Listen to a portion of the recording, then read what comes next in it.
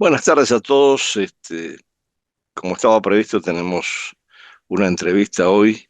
La estamos grabando con 3 días de anticipación por razones de coordinación horaria, pero lo importante es que tenemos un destacado analista que maneja muy bien lo que sucede en Medio Oriente, que es Luciano Zácara, y que voy a presentar antes de que abordemos directamente los temas. Es licenciado en Ciencias Políticas por la Universidad Nacional de Rosario, doctor en Estudios Árabes e Islámicos por la Universidad Autónoma de Madrid, investigador principal en Newground Research en Qatar, profesor visitante en Georgetown University en Qatar, investigador no residente en el Gulf Studies Forum de Washington, D.C. y colaborador de en numerosos medios, empezando por Al Jazeera. Pero, digamos, esta es la punta del iceberg. Yo creo que hay cosas por debajo de esto muy importantes, como por ejemplo un par de libros y uno en particular, Los Enigmas de Irán, que nos permiten pensar que vamos a tener una perspectiva sobre Irán, desde Irán quizás, con una mayor comprensión de Irán. Bueno, como todos bien sabemos, en este momento tenemos una escalada de la guerra entre Estados Unidos e Irán, una escalada que en principio involucra a Israel desde el principio, pero que ahora se está expandiendo a nivel regional porque ha incorporado a los hutíes en Yemen, más que nada con la posibilidad de un cierre del estrecho de Bab el-Mandeb, que se sumaría a la situación en el estrecho de Hormuz, en los últimos días con el involucramiento de Arabia Saudí en una serie de bombardeos conjuntamente con Estados Unidos, la respuesta de las milicias proiraníes en Irak, eh, y pareciera que todo esto, sumándole también adicionalmente otras cosas, está generando un conflicto regional que escala, escala, escala y que no deja muchas opciones, particularmente a la administración Trump, de buscar una salida pacífica cuando está urgida de hacerlo. Pero yo creo que además hay otro elemento, y sobre eso vamos a volver más adelante, que es la gran pregunta acerca de si este conflicto regional, así como viene escalando y ampliándose y expandiéndose, no va a terminar por conectarse, vincularse con el conflicto de Rusia y Ucrania, particularmente a raíz de algunos acontecimientos últimos en términos de que Ucrania bombardeó un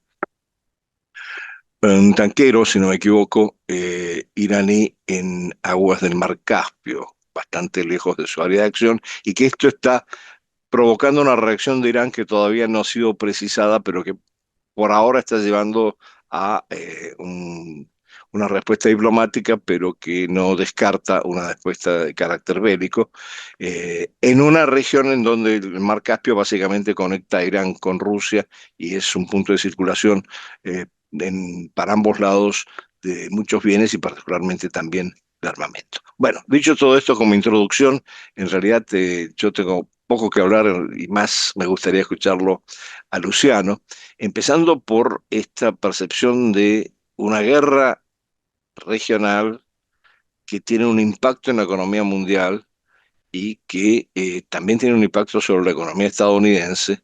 Y en este contexto, ¿cómo ve que puede evolucionar la situación, dadas las opciones limitadas que tiene la administración Trump de buscar una salida pacífica o de retirarse de este conflicto? Bueno, buenas tardes, Andrés. Ante todo, y gracias por invitarme. Como bien has dicho, este es un conflicto regional que tiene impacto global y que lo ha tenido desde el primer momento. Lo más interesante que se puede decir de este conflicto es que se sabía lo que podía pasar desde el primer momento, que desde que Estados Unidos decidió unilateralmente con Israel atacar a Irán preventivamente ante algo que no estaba comprobado para nada, que era que Irán tuviera una bomba nuclear, se sabía que esto iba a generar un impacto que iba mucho más allá de toda la región, por las dinámicas que tienen que ver con el transporte de energía, la producción, la respuesta que Irán podía dar en todos los otros escenarios que se están dando. Cuando Trump dice en una de sus numerosas declaraciones de prensa o conferencias de prensa informales que está acostumbrado a hacer, que quién se hubiera imaginado que Irán iba a responder atacando a todos los países del Consejo de Cooperación del Golfo, lo único que generó es la risa generalizada de toda la comunidad de inteligencia académica y de análisis político que le vienen diciendo a Estados Unidos. Irán viene diciendo lo que va a hacer si es atacado, que va a cerrar el Estrecho de Hormuz y que va a responder a en todos los países en donde haya intereses o bases americanas. Hizo lo que dijo que iba a hacer.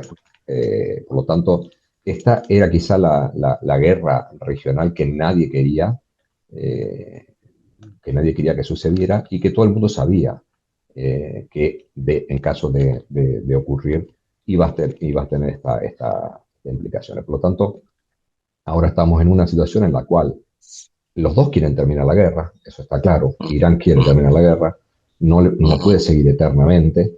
Estados Unidos está mucho más apurado en querer terminar la guerra porque sabe que tiene que salirse de alguna manera, pero que se han tocado unos resortes y se han involucrado unos intereses que son tan incompatibles y difíciles de negociar, incluyendo los de Israel también, necesidades estratégicas, que estamos en un cuello de botella del cual es muy difícil, por el cual es muy difícil pasar. Es muy difícil que Estados Unidos, Irán e Israel puedan hacer concesiones al otro en una situación en la que permitan seguir a los tres su vida como era habitualmente. Ya hay muchas líneas rojas que se han cruzado, ya hay muchos puntos de no retorno que se han traspasado, y uno de ellos es que Irán, y me extiendo un poquito más en esto, en que Irán ha utilizado una carta que dijo que iba a utilizar durante 40 años y que el ataque de Estados Unidos a Israel le permitió que la utilizara. A partir de allí Irán dice, bueno, han hecho lo que ustedes han querido, nosotros vamos a hacer lo que queremos y lo que dijimos que íbamos a hacer. Eh, eso Y el es control del estrecho de Hormuz.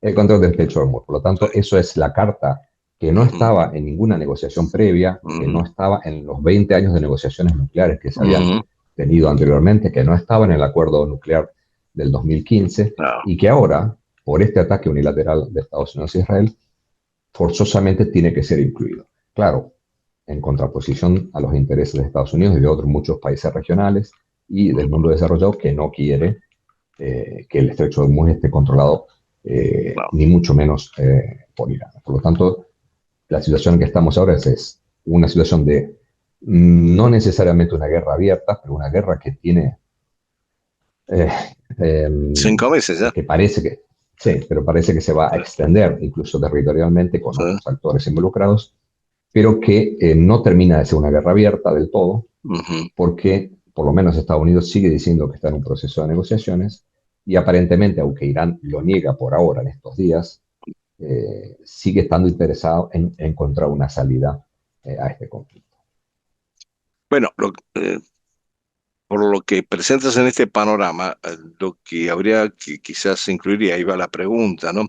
Eh, A ver, desde el punto de vista de Estados Unidos ha habido un cambio de objetivos y desde luego grandes cambios en la estrategia y cómo acercarse a esto, pero lo que empezó como una búsqueda de paralizar el desarrollo nuclear iraní, después siguió, se trasladó al cambio de régimen y tampoco funcionó y terminó ahora focalizado en Hormuz. eh, Básicamente por el impacto que tiene sobre la economía mundial y sobre la economía estadounidense y la situación política del presidente Trump. Ahí está claro. En cuanto a Israel como otro actor, el objetivo yo creo que tiene que ver también con una combinación de factores internos y externos. El externo es que sí hay una estrategia de expansión territorial que por momentos entra en contradicción inclusive con los planteamientos de Estados Unidos, pero está combinado con una situación interna política de las próximas elecciones en Israel y de la aparente debilidad de Netanyahu frente a esas elecciones.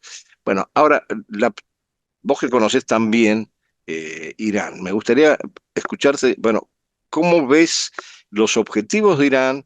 qué tipo de estrategias está desarrollando y por qué, a qué responde en términos del background cultural, religioso, social de Irán.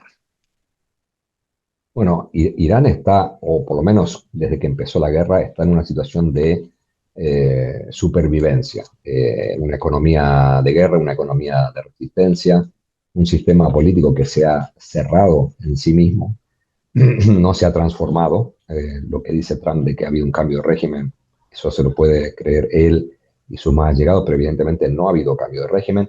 Evidentemente ha habido un descabezamiento del régimen y el régimen se ha tenido que adaptar, pero se ha adaptado muy rápidamente, ha mantenido sus estructuras. No ha habido, lo único que ha habido es un recambio generacional, porque los sectores más senior han prácticamente desaparecido y por eso estamos viendo a Ghalibaf, que nunca fue una figura principal en la estructura Ujú, política iraní, siendo uno de los principales negociadores ujú, internacionales, porque prácticamente no hay otras figuras del establishment político, digamos, conservador que permanecieran intactas. Pero eso no ha hecho que el sistema se abra, no ha hecho que el sistema cambie, al contrario, lo han hecho más resiliente, más reactivo, ujú, con un líder que, a pesar de que todavía no lo hemos visto en persona, aparentemente sigue estando allí, o quien dé las órdenes en su lugar ujú, está manteniendo la misma estructura de decisiones y la misma lógica de las ujú, decisiones, que eso es lo más importante. No ha cambiado la manera de ver el conflicto, no ha cambiado de ver la manera de evaluar cuáles son las amenazas y cuáles son las opciones posibles a llevar adelante, y esto se ha mantenido durante muchos años. Muchas cosas se le pueden criticar a Irán desde el punto de vista político, ideológico, religioso, pero la coherencia y la consistencia en su política exterior es algo que los analistas han mantenido diciendo durante décadas, incluso desde antes del ya, la ujú, pretensión de Irán de ser reconocido como un actor regional, como una potencia regional por parte de los ujú. países del entorno, de ser aceptado en la región, es algo que ha sido permanente. Desde la época del Shah, incluso anteriormente, eh, por traumas históricos que tienen que ver con la lucha contra los imperios, contra el imperio ruso, contra el imperio Bueno, británico, contra el imperio otomano. ujú. Y eso está ahí, y eso sigue estando en la manera en que se toman decisiones. Por eso, en esta actual circunstancia en donde Irán se ha visto muy limitado a partir de los ataques israelíes, de la caída del régimen de Assad, la prácticamente destrucción de Hamas y el debilitamiento extremo de Hezbollah, Irán sigue manteniendo una lucha para demostrar que tiene capacidad regional, que tiene capacidad de eh, imponer costos a esta guerra, de esta guerra a Estados Unidos y a los aliados, Ujú. no solo alrededor de las fronteras de Irán, sino mucho más allá. Eh, en Bab el Mandeb, en el Levante, incluso si se confirma lo que pasó hace unos días, que había un ataque con dron en Egipto, incluso Ujú. yendo bastante más lejos. Sí. Eso demuestra que Irán tiene una lógica, una consistencia, un objetivo muy largo plazo, y que a pesar de todas las vicisitudes y todas las limitaciones que tienen, siguen apuntando a ello. Ahora, claro, vos decís que básicamente es que está en modo supervivencia, pero ¿cuáles son los objetivos a largo plazo que estás mencionando para Irán? Es decir, no creo que sea, yo creo que sí debe ser una visión, una percepción de una reconfiguración de las relaciones de poder y de los equilibrios en la región, pero me imagino que va más allá desde la perspectiva de Irán, ¿no? Bueno, siempre todos los estados tienden a tratar de Mm, reformar el contexto regional de una manera que los favorezca, en los cuales se puedan desenvolver de una manera más confortable. Irán lo ha intentado hacer, lo viene intentando hacer empezó desde que se creó la ujú, República Islámica, porque el contexto siempre ha sido hostil. Israel también lo ha venido haciendo desde que se estableció como Estado, a veces con mayor o menor éxito, a veces a través de la fuerza, a veces a través de firmar pactos, alianzas, acuerdos de paz. Eh, los países del Golfo lo hacen a través de una combinación entre fuerza, poder blando, dinero, etcétera, etcétera. Lo que pasa es que hay países que son más aceptados o aceptables que otros. Irán siempre ha sido contestado, siempre ha sido rechazado. La principal manera de lidiar con Irán por parte del contexto regional fue aislarlo. sanciones, ruptura de relaciones, mantenerlo aislado en el norte sin que tenga relaciones con los países del sur. Eso ha hecho que Irán trate de romper todas esas lógicas y tratar de influir de otra manera. Que Irán controle parte de Irak o que tenga muchísima influencia sobre Irak es un resultado o, digamos, un efecto secundario de la invasión de Estados Unidos a Irak que le abrió las puertas a que pudiera tener esa influencia. Lo que tratan los otros países de la región es evitar que Irán tenga más influencia en otros contextos. Pero es una lucha de poder, es una lucha de intereses que todos los países de la región están intentando. Lo que pasa es que la guerra, a partir de octubre del 2023, la desaparición de Assad, la caída de Hamas, de Hezbollah, limitó mucho la capacidad de acción iraní y aumentó notablemente la capacidad de acción israelí, la capacidad de influir sobre otros escenarios, sobre todo a partir también de la firma de los acuerdos de Abraham. Por lo tanto, ahora estamos en una situación en la cual Estados Unidos ya no es un estado hegemón en la región, ya no es 100% influyente en lo que pase, pero no hay ningún estado, ni Irán, ni Israel, ni Turquía, ni Arabia Saudí, pueden ocupar ese papel de estado hegemónico. Por lo tanto, hay una disputa entre varios estados que utilizan medios coercitivos, medios diplomáticos, medios de poder blando, para tratar de modificar el contexto. Lo que pasa es que los cambios están sucediendo tan rápidamente desde octubre del 2023 hasta ahora, pasando por las guerras, lo que pasa en Bab el-Mandeb, lo que pase en Siria, en el Levante, en Irán, etcétera, que en este momento sacar una foto y decir esto es lo que está pasando, no tiene validez dentro de un mes. Porque está cambiando todo muy rápidamente.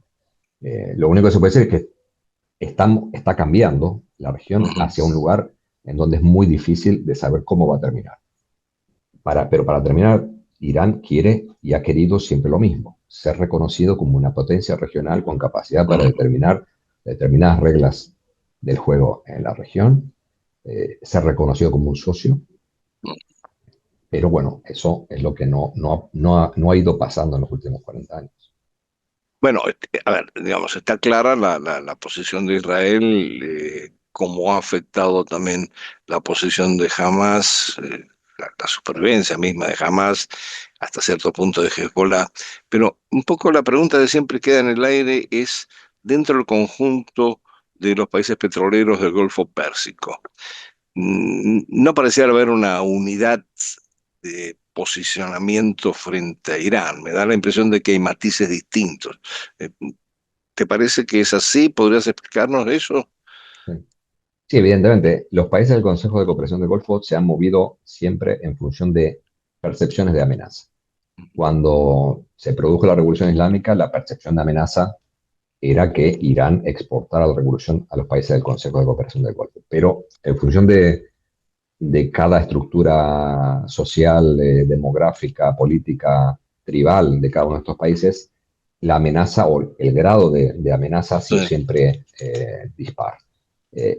El hecho de que cada uno de los 6 tuviera relaciones distintas o tuviera percepciones de amenaza distintas ha hecho que hacia el interior muchas veces estas diferencias de percepciones fueran evaluadas como una amenaza en sí.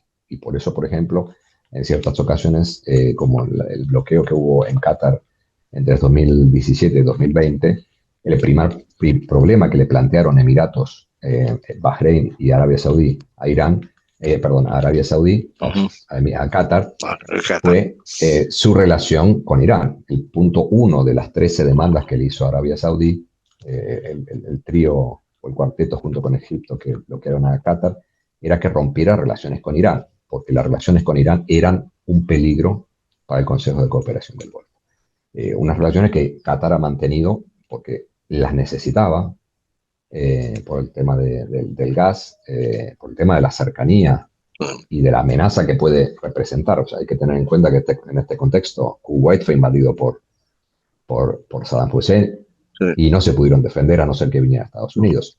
Los pequeños estados del Consejo de Cooperación del Golfo están a la merced de los hermanos mayores, como Arabia Saudí, Irán e Irak, que son 3 estados que en algún momento han tenido o han sido percibidos como expansionistas.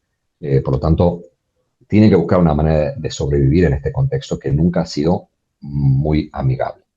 Eh, la manera de Oman, de Qatar y de Kuwait hasta hace muy poco, de lidiar con Irán era tener relaciones equidistantes, no tomarlo 100% como un enemigo, como lo tomaba Arabia Saudí, que sí lo ve como un enemigo mucho más de peso y lo considera como algo mucho más complicado de lidiar.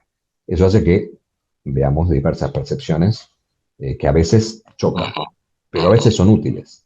El tema que Sí, Oman y Qatar ahora puedan mediar claro, con Irán sí, es algo que facilita o ayuda a los países sí, del Consejo de Cooperación del Golfo. En el otro lado vemos a Arabia Saudí que ahora ha decidido involucrarse sí. militarmente, que vamos a ver cómo termina.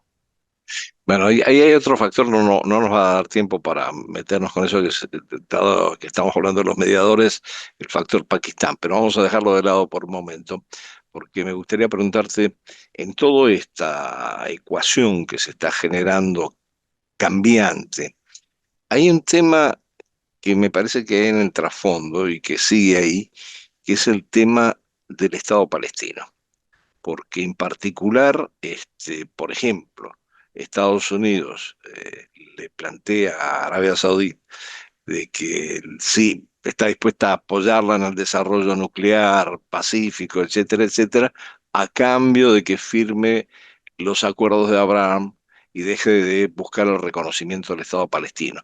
Y no sé, yo tengo la impresión de que hay posiciones variadas con respecto a esto, pero sí hay una posición unificada, así sea retórica, por parte de los países del Golfo Pérsico e inclusive de otros que están fuera de la región. ¿Cómo te parece?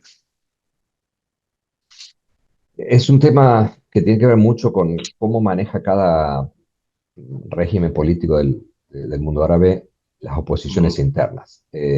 Popularmente, el mundo árabe está obviamente a favor de la causa palestina, apoyan la creación de un Estado palestino, pero muchas veces es muy difícil expresar eso cuando el gobierno decidió que el interés del Estado, el interés de la élite política, el interés de la familia que gobierna, es más importante que la causa palestina. ah, Entonces, muchas veces cuando se han firmado los acuerdos de paz entre Emiratos y Bahrein, mm, que firmaron los acuerdos de Abraham en el 2020, en Bahrein sí hubo protestas, porque están acostumbrados a protestar, sobre todo la comunidad allí. En Emiratos no mm, hubo protestas. Por lo tanto, mm, eso no significa que la población en Emiratos, los emiratíes, estén a favor del reconocimiento de mm, Israel, pero es muy difícil que se opongan a lo que digan sus líderes. Aquí hay una cuestión de pragmatismo, real político, como quieran llamarlo. ah, ¿Qué le conviene más a la élite política emiratí? Firmar acuerdos de cooperación con Israel, que le han servido ujú, justamente ahora en contra de los ataques iraníes, que le han provisto seguridad, que le pueden ujú, proveer inversiones, que le pueden proveer transferencia de conocimiento en distintos aspectos que a Emiratos le interesa y que a lo mejor ujú, Estados Unidos no se los daría, ujú, a cambio de una causa que formalmente pueden seguir diciendo que apoyan, pero ujú. que se ha visto que en la práctica no están haciendo.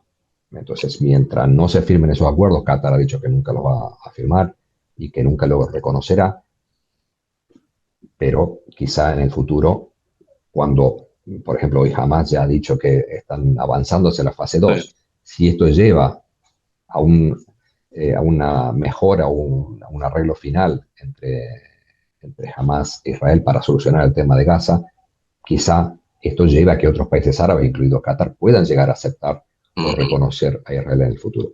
Que el reconocimiento en sí no es que esté mal, tener relaciones formales con ujú. otro Estado no es algo negativo, pero ¿a expensas de qué? ¿En detrimento de Ah, qué? Y evidentemente el detrimento de la causa palestina es lo que está ujú. generando mucho descontento entre las poblaciones de los países árabes, incluso aquellos que ya vienen firmando, que ya han aceptado la paz con Israel, como Jordania y Egipto hace décadas. Claro. A ver, hay dos líneas ahí que no sé si vamos a tener tiempo también para desarrollarlas. Una es este avance aparente en un acuerdo de paz con Hamás, en donde Hamás pareciera que está dispuesta a desarmarse. Yo tengo mis dudas al respecto, pero me gustaría Ujú. escuchar tu opinión. Conoces más de cerca esto. Bueno, yo estoy sorprendido de haber Ah, leído que están avanzando en eso. ah, Yo tenía muchas dudas, pero quizá también es una cuestión de pragmatismo. No le quedan otras opciones. Lo que claro, aparentaba ser una modificación del escenario internacional, de traer otra vez el tema sí, en la escena, de ponerlo sobre la mesa a partir de octubre, ha derivado en una situación prácticamente de indefección, en el cual todos han firmado, todos han ido al Sharm el Sheikh a firmar y aplaudir a Trump ujú, cuando creó su Board of Peace. sí, Ahí para mí fue la certificación de que esto no iba a terminar de ninguna manera positiva para la población de Gaza mm, y que a partir de allí han tenido que tomar medidas pragmáticas. Si claro, no hay nadie ya que lo apoye, no hay muchas alternativas desde el punto de vista militar, no hay mm, alternativas desde el punto de vista diplomático y todas ujú, las declaraciones de apoyo, incluso reconocimiento por parte de países europeos, etcétera, etcétera, que nunca había pasado antes, pero que está pasando, no van a llegar a ningún buen puerto porque las potencias dominantes siguen siendo Israel sobre el terreno y la potencia que determina cuáles son las reglas de cómo lidiar con este tema sigue siendo Estados Unidos. No ha habido cambios en eso, no ha habido ningún otro actor que pueda imponer otra lógica que no sea la de creación de este Board of Peace, un acuerdo que en principio jamás no había suscrito, pero que en definitiva tiene que cumplir a la fuerza. Por tanto, es difícil pensar que todo jamás se desarme, pero están llevando los pasos adelante en función de lo que se ha firmado, de los 20 puntos de Trump. Por lo tanto, aparentemente vamos hacia ese camino. Si esto puede llevar a la mejoría de las relaciones, a la mejoría de la condición de la población palestina, ujú, lo dudo tremendamente, ujú, porque el objetivo final de Israel sí, sigue siendo el mismo: sí, sí, deshacerse de la gente de allí, sí, conquistar todo el territorio e incorporar tanto Gaza como Cisjordania al Estado de Israel. Y ya está, por las buenas o por las malas. bueno, ahí hay otro cabo que me parece que es importante ver hasta qué punto hay similitudes o no. No está interviniendo, tengo entendido, el Port of Peace, estarían interviniendo las Naciones Unidas, pero el avance de Israel sobre el sur del Líbano también es un factor que genera una desestabilización muy clara, ¿no? Sí, canales diplomáticos con el gobierno de Líbano, pero muchas dificultades de una interlocución con Hezbollah que se resiste a eso. Entonces, no sé cómo ves la evolución de la situación. El problema es lo mismo que pasa con Mm, la situación en Gaza. Jamás no había firmado la paz, no estaba en la claro, firma de los acuerdos. sí, Sin embargo, se le termina imponiendo un acuerdo. El problema es que en Egipto la dinámica es distinta, perdón, en Líbano la dinámica es sí, distinta porque el gobierno de Líbano no es capaz de imponerle condiciones a claro. Hezbollah, no está en condiciones militares de hacerlo y con mucha debilidad política para poder hacerlo.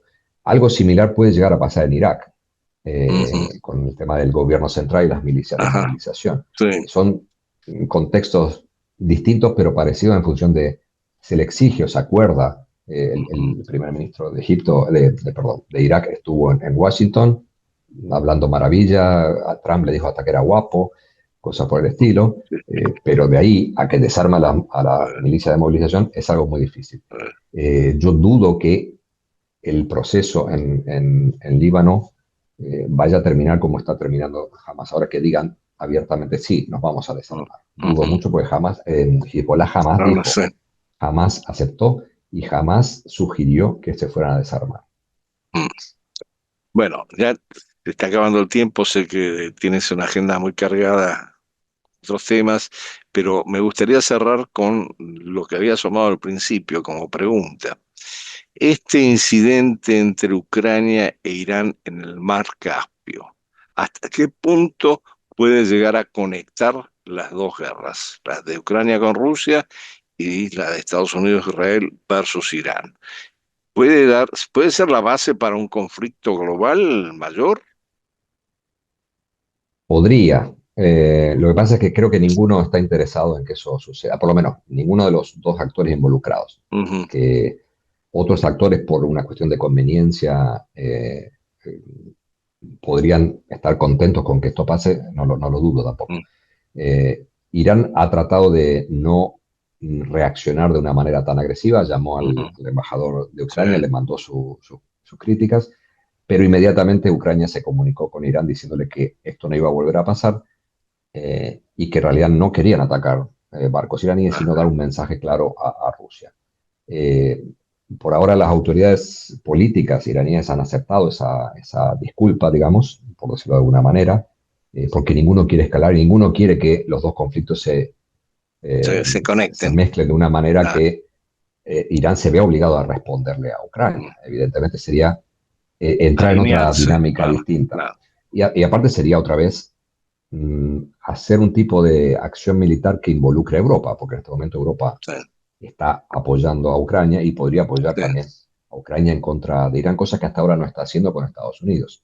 Irán no quiere ujú, legitimar más países que estén en contra suyo. Tiene una claro, disputa particular con Israel y Estados Unidos, en el cual no quiere involucrar ni a la OTAN en particular, ni a Europa, la Unión Europea en particular. Por lo tanto, creo que por ahora se va a mantener allí mientras que no haya más incidentes, que esperemos que no suceda. Ahora, si hay terceros países que tratan de aprovechar eso para meter más leña al fuego, puede llegar a pasar. Lo del dron en Egipto es algo que hasta ahora Irán no lo ha reivindicado, ninguna fuerza lo ha reivindicado, pero se supone que, o sea, todos suponen que ha venido de un lado.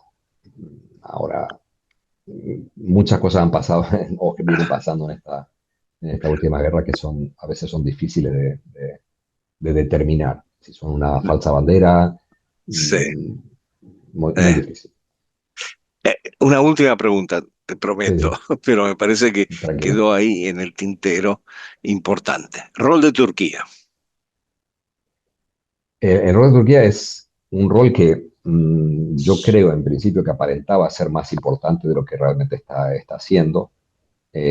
Turquía tiene muchas limitaciones contractuales, sigue siendo un país que es parte de la OTAN, sigue siendo el ejército más grande de la OTAN, por lo tanto tiene las limitaciones que implican estar dentro de esta alianza, con un rol que quiere tener de estabilizador, a veces mediador, pero también querer demostrar que es una potencia militar. Ahora, una potencia militar que no puede demostrarlo de hecho, también es muy difícil de entender. Una industria militar y tecnológica muy avanzada, pero que hasta ahora no ha sido demostrada y que únicamente ha tenido interferencia o participación militar directa en el conflicto de Siria y en algunas ocasiones en el Ujú, Kurdistán iraquí, pero más allá de eso no.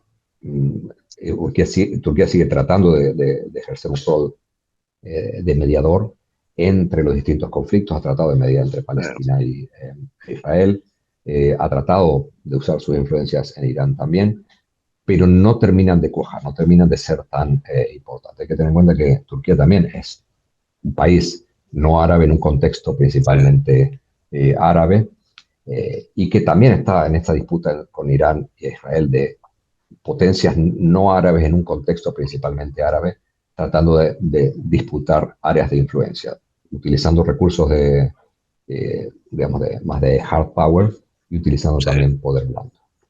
Pero bueno, Sí, eso así generalmente hablando. sí, lo interesante es que hay un espacio, yo no diría de coordinación, pero llamémoslo de alguna manera un espacio de convergencia, en donde tanto Irán como Turquía, como, y esto es otra beta que tendríamos que trabajar en algún otro momento, conversar, China como Rusia participan como es la Organización de Cooperación de Shanghái, cada uno con sus intereses, y en donde pareciera que se da una dinámica, por lo menos, de interlocución importante entre estos actores. ¿Hacia dónde va a llevar? No sabemos, pero siempre recuerdo la concepción del ministro de Relaciones Exteriores de Rusia, Primakov, que hablaba del RIC como el eje de el eje euroasiático fundamental. Él entendía el RIC, Rusia, India, China. Ahora parece que todo el mundo habla del RIC, Rusia, Irán, China. Pero bueno, esta es una pregunta que queda en el aire. Luciano, te agradezco muchísimo por toda esta conversación, por las aclaratorias. Sé que estás limitado de tiempo, sé que hiciste un esfuerzo, así que el agradecimiento es doble en este sentido y espero que podamos continuar esta conversación en otro momento con algunos de estos temas que quedaron colgados ahí y que me parece que es interesante desarrollar más en la perspectiva también global. Muchísimas gracias, te mando un abrazo y bueno, que sigas disfrutando de las vacaciones. Muchas gracias y bueno, sí, obviamente estoy dispuesto a seguir conversando sobre estos temas que siempre son tan apasionantes.